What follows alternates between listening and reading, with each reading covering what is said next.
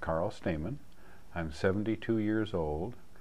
I'm a member of Prime Timers in Washington, D.C. I think I first noticed that I was different when I started grade school.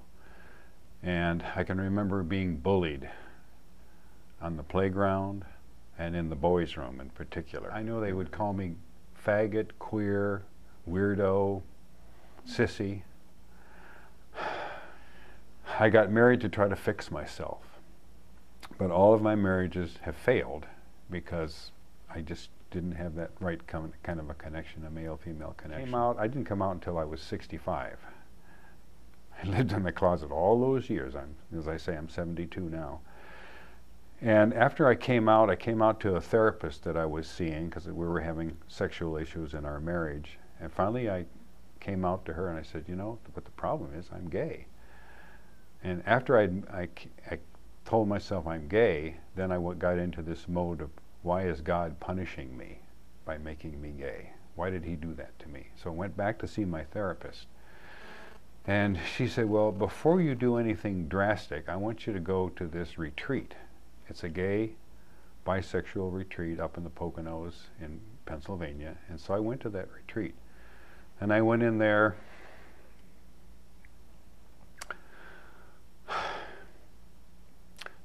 I never felt so much, excuse me, I never felt so much love in my life. And I got to know those guys.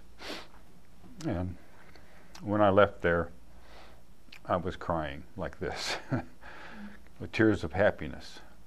And I went back home and I said, you know, there's nothing wrong with me, not a thing. I would say that, yeah, hold on, don't do it the way I did. If you're young, you have your whole life in front of you. Don't try to live it being something you're not. Don't try to live it being something you're not, because you're going to end up miserable. And you're young, you have your whole life ahead of you. There's plenty of help out there that you can find people to talk to, and that will accept you and love you for who you are. And I just think it's wonderful. I mean, it does get better. I mean, I found out it got better at age 65. My name is Robert Duncan. I'm 67 years old. I'm a member of Prime Timers, and I live in Fort Washington, Maryland. After I went in the military, I said, there's something wrong here. So I seeked, psychiatric help. And they basically told me, as long as no one else knows about it, doctor-patient privilege, that's where it stayed. And then I started doing some research on my own. And I realized that my gayness was part of who I was.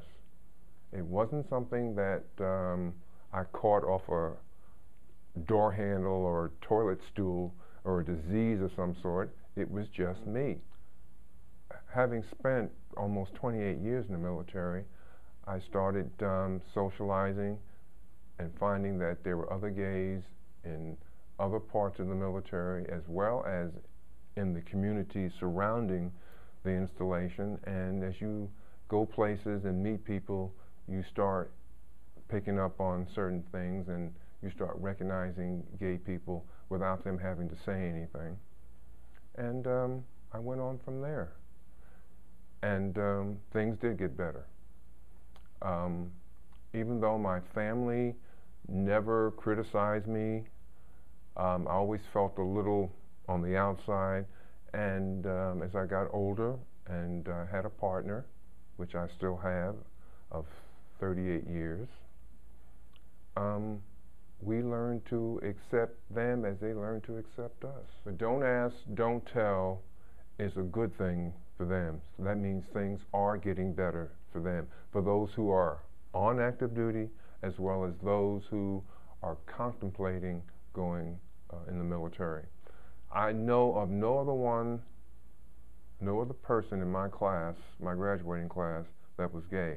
Now, I'm not saying there weren't any, but I didn't know of any. And I've been to two class reunions, and one of which I took my partner to. So it does get better.